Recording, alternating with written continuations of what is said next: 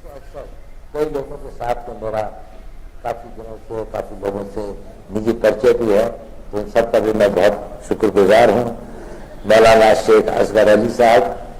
इमाम उमर इलियास साहब, सैयद अब्दुल कादिर कादरी वहीद पाशा साहब, आचार्य लोकेश मुनि जी, परमजीत सिंह जी, मंजीत सिंह जी,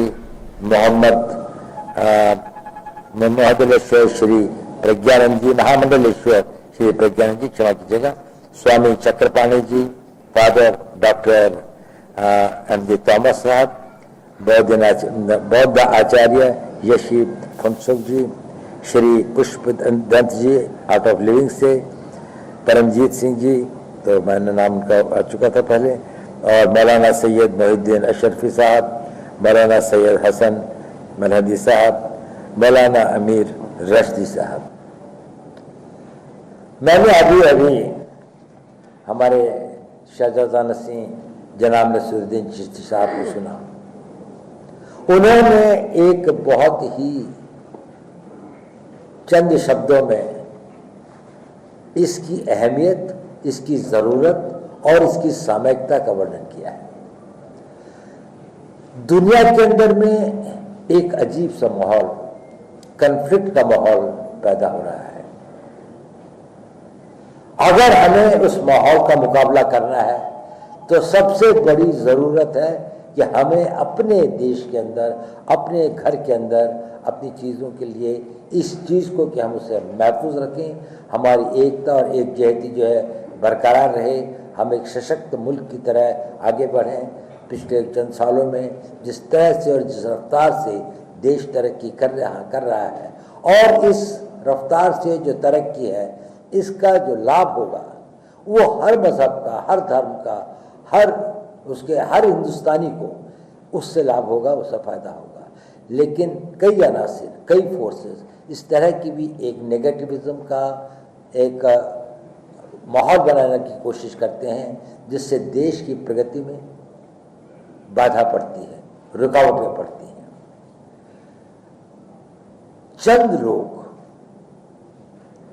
जो धर्म के नाम पर या किसी और विचारधारा के नाम पर हिंसा का, दो लोगों के अंदर वैमनस्य पैदा करने का, लोगों के अंदर में कॉन्फ्लिक्ट क्रिएट करने का प्रयत्न करते हैं, उसका प्रभाव पूरे देश पर होता है, देश के अंदर भी होता है और देश के बाहर भी होता है। उसका कारण यह है कि एक बहुत बड़ी जनसंख्या, एक बहुत बड़ी मात्रा में लोग, आप जैसे लोग शायद अपनी आवाज़ को उतना बुलंद नहीं करते जितना होना चाहिए। तो माइनॉरिटी, एक बहुत छोटे चंद अनासिर की आवाज़, लगता है कि ये शायद हिंदुस्तान की आवाज़ है। और अगर हमें इसका मुकाबला करना है तो जैसे कि शाहजहां नसीर साहब ने बिल्कुल दुरुस्त फरमाया कि हम लोगों को एक मूक स्पेक्टेटर की तरह, एक चुपचाप सहने वाले स्पेक्टेटर की तरह न होकर ज़मीन पर काम करना पड़ेगा, अपनी आवाज़ को बुलंद करना पड़ेगा, अपने आप को संगठित करना पड़ेगा और अपने अंदर अगर कुछ गलतफहमियां हैं तो उनको दूर करना पड़ेगा। अगर कुछ लोगों के बीच में कुछ गलतियां हैं तो उनको सुधारना पड़ेगा। हमें अपने पैगाम को घर घर ले जाना पड़ेगा, हर बच्चे को, हर बुजुर्ग को, हर ख़वातीन को, जो समाज के हर तबके को ये महसूस कराना पड़ेगा कि वो दिल से इस चीज़ को महसूस करे कि हमारा एक मुल्क है, एक मुल्क जिस पे हमें फ़ख्र है, जहाँ पर हर धर्म स्वतंत्रता से अपनी धार्मिक को वो कर सकता है, जहाँ पर विभिन्न धर्म सैकड़ों वर्षों से यहाँ पर उन्होंने वो किया और इस देश की तरक्की और इस देश को आगे बढ़ाने में उन सब का एक बहुत बड़ा किरदार है। देखिए, मेरे एक अजीज़ दोस्त हैं, उन्होंने मुझे ये वाक़या बताया था कुछ वक्त पहले कि हिंदुस्तान के पॉलिटिकल साइंस में जहाज वर्ड कब शुरू हुआ, कब इस पॉलिटिकल साइंस के अंदर में मुस्लिम्स ने ये वर्ड कब यूज़ किया। तो ऐसा था कि 1915 के लगभग अफ़गानिस्तान के अंदर में हिंदुस्तान के कुछ उलेमाओं ने,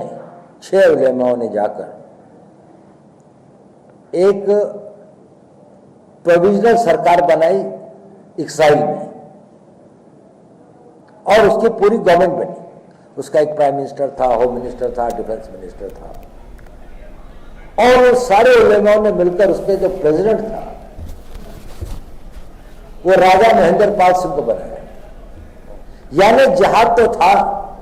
जिहाद था बुराई के खिलाफ, अन्याय के खिलाफ, विदेशी उसके खिलाफ, लेकिन जिहाद का मतलब ये नहीं था कि ये किसी धर्म के खिलाफ।